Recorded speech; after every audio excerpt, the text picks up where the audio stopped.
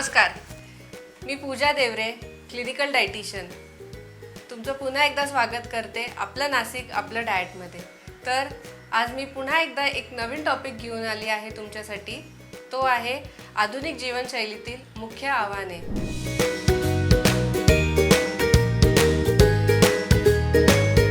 तर बघूया काय काय आव्हाने आहेत आपल्या आधुनिक जीवनशैलीमध्ये. आजच्या वेगवान युगात आपल्या जीवनशैलीत खूपच मोठे बदल होत चालले आहेत. कामाचा वाढता त्रास, सततचा स्क्रीन टाईम, ताणतणाव आणि कमी झालेले शारीरिक व्यायाम यामुळे आपल्या आहाराच्या सवयींवर वाईट परिणाम होत आहे.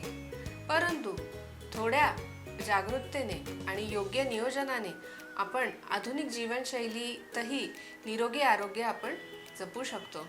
तर जाणून घेऊया कसं ते. आधुनिक जीवनशैलीतील मुख्य आव्हाने काय आहेत ते. Process foods, fast food, packed केलेले स्नॅक्स आणि मैद्याच्या पदार्थांचा अतिरेक वापर टाळायला हवा, जेणेकरून वजन आपलं जास्त वाढणार नाही. अनियमित वेळा, कामाच्या गडबडीत सकाळचा नाश्ता स्किप होतो, तर आपण वेळेवर नाश्ता घेणं, वेळेवर जेवण करणं हा नियम स्वतःला इझिली लावू शकतो. कॅफेनचा अतिरेक वापर, दिवसभर ऑफिसमध्ये कामाच्या गडबडीत जेवायला वेळ न मिळाल्याने चहा कॉफीचं प्रमाण वाढतं. छोट्या मोठ्या मीटिंग्स असल्या की चहा कॉफी होतेच. कॅफेनचा अतिरेक शरीराला घातक असतो. त्याच्याने एक्सेस वॉटर शरीराच्या बाहेर फ्लश होतं. कमी शारीरिक हालचाल, आजकाल टॅबलेट, लॅपटॉपचा जमाना असल्यामुळे एकाच ठिकाणी खूप वेळ बसून राहायची सवय शरीराला झाली आहे. त्यामुळे वजन वाढते, स्थूलतत्व म्हणजे ओबेसिटी येते. अर्थातच त्यामुळे शरीरावर परिणाम होणारच. म्हणून काम करताना अधूनमधून उठणं, हळू चालणं हे महत्त्वाचं आहे. ताणतणाव आणि स्ट्रेस ईटिंग, स्ट्रेसमुळे अनेकदा भूक नसतानाही गोड किंवा तळलेले पदार्थ खाण्याची सवय लागते किंवा इच्छा होते. हे तर शरीरासाठी किंबहुना एकूणच आरोग्यासाठी अत्यंत घातक आहे. आपल्याला वाटत असतं की काहीतरी गोड खावं, पण नियंत्रण ठेवणं हे आपल्या हातात आहे. आधुनिक अन्नाचा विरोधमास म्हणजेच मॉडर्न न्यूट्रिशन पॅराडॉक्स. मानवाच्या इतिहासात पूर्वी अन्न मिळवण्यासाठी भरपूर शारीरिक श्रम करावे लागत होते. मात्र आजच्या डिजिटल युगामध्ये कमी पोषण मूल्य असणारे आणि कॅलरीजने भरपूर असलेले अल्ट्रा प्रोसेस फूड्स अतिशय स्वस्त व सहज उपलब्ध आहे. हे तर दुसरीकडे आपले शारीरिक श्रम पूर्णपणे कमी झालेले आहेत. तर आपण बघूया काही clinical points of view. Satiety to caloric ratio म्हणजेच आजचे प्रोसेस फूड्स शरीराच्या नैसर्गिक भूक आणि तृप्त लेप्टिन आणि PYY हॉर्मोन्सला बायपास करतात, ज्यामुळे लोक गरजेपेक्षा जास्त खातात. या अतिरेक आहारामुळे शरीराला आवश्यक कॅलरीजचा साठा होतो, त्यामुळे लठ्ठपणा आणि इतर आजार वाढतात. दुसरं, थर्मल इफेक्ट्स ऑफ बॉडी म्हणजेच नैसर्गिक आणि घरचे अन्न पचवण्यासाठी शरीराला जास्त ऊर्जा लागते, तर रिफाईंड किंवा पॅक केलेले अन्न पचवण्यासाठी अतिशय कमी ऊर्जा लागते. यामुळे नकळत कॅलरीजचे प्रमाण वाढतं. आरोग्य निरोगी ठेवण्यासाठी नेहमी ताज्या आणि नैसर्गिक घरगुती आहारालाच प्राधान्य देणं गरजेचं आहे. तर आता वेळ झाली एक छोट्याशा ब्रेकची. कुठेही जाऊ नका, बघत राहा आपलं नाशिक आपलं डाएट.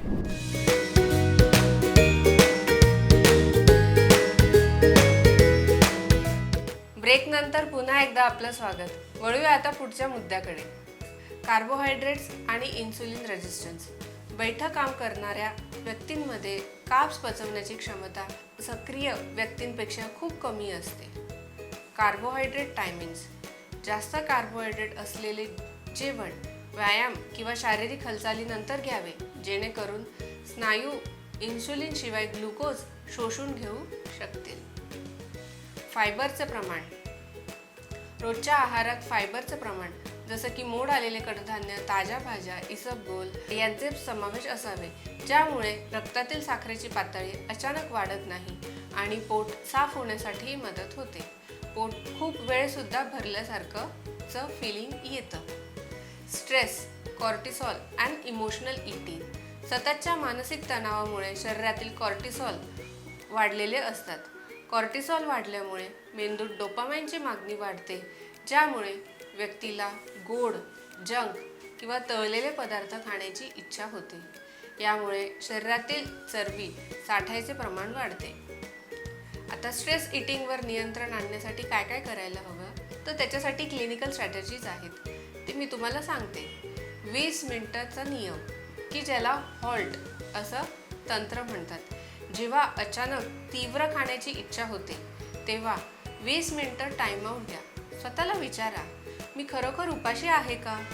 जर तुमचं उत्तर नाही असेल तर ती केवळ एक भावनिक भूक असेल तर लगेच खाणं टाळा. या 20 मिनिटाच्या वेळेत तुम्ही तुमचं लक्ष दुसरीकडे वळवू शकतात. जसं की थोडं पाणी प्या, शतपावली करा, आवडीचे गाणे ऐका किंवा दीर्घ श्वसन करा, श्वासाचे व्यायाम करा. त्याचसोबत स्वतःला हॉल्ट या तंत्राचा वापर करा. म्हणजे प्रश्न विचारा, खरंच मी उपाशी आहे का? मला राग आलाय का? एकटेपणा मला वाटतोय का? का मी थकली आहे? हे स्वतःला प्रश्न विचारून परीक्षण करा. म्हणजेच तुम्ही खरोखर भुकेले आहात का, की रागवलेले, एकटेपणा जाणवतोय की थकलेले आहात हे ओळखा.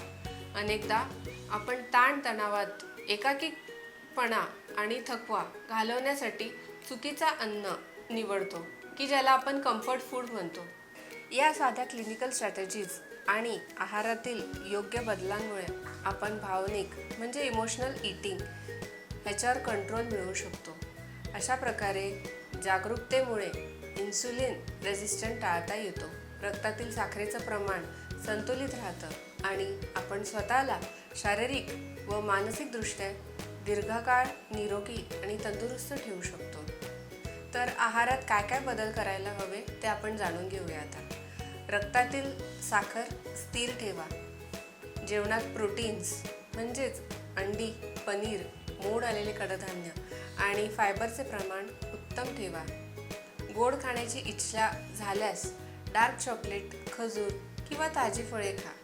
कुरकुरीत तळलेले खावंसं वाटलं तर मखाना, भाजलेले चणे किंवा भाजलेला नागलीचा पापड खा. कॅफेनवर भरपूर नियंत्रण ठेवा. जास्त चहा किंवा कॉफी घेणं टाळा, ज्यामुळे कॉर्टिसॉलची पातळी वाढते आणि परिणामी संध्याकाळचं जंक फूड खाण्याची तीव्र इच्छा होते. तर आता आपण जाणून घेऊया काही सवयींमधले बदल. घरात किंवा ऑफिसच्या डेस्कवर बिस्किट्स, वेफर्स किंवा मिठाई ठेवू नका. जेवताना टीव्ही, मोबाईल किंवा कामाचे लॅपटॉप पूर्णपणे बाजूला ठेवा. अन्नाचा प्रत्येक घास सावकाश चावून खा. मात्र पाण्याची बॉटल डेस्कवर ठेवा, जेणेकरून वॉटर इंटेक वाढेल. स्ट्रेस आल्यावर अन्नाऐवजी 5 मिनिटं संगीत ऐका, 10 ते 15 ब्रीदिंग एक्सरसाइजेस करा किंवा वॉकिंग करा. पॅक केलेली ज्युसेस, सॉफ्ट ड्रिंक्स आणि गोड चहा, कॉफी पूर्णपणे टाळा. अनेकदा शरीराला पाण्याची तहान लागलेली असते, पण मेंदूला अन्नाची भूक लागल्याचा भास होतो. त्यामुळे आधी 1 ग्लास पाणी प्या. थोडक्यात सांगायचं तर अति खाणं किंवा उपाशी राहण्यापेक्षा काय खायचं, किती खायचं आणि कधी खायचं हे एका डायटिशियनकडून समजून घेणं खूप आवश्यक आहे. हाच निरोगी आरोग्याचा खरा मंत्र. आता वेळ झाली आहे इथेच थांबायची. तोपर्यंत बघत राहा आपलं नाशिक, आपलं डाएट.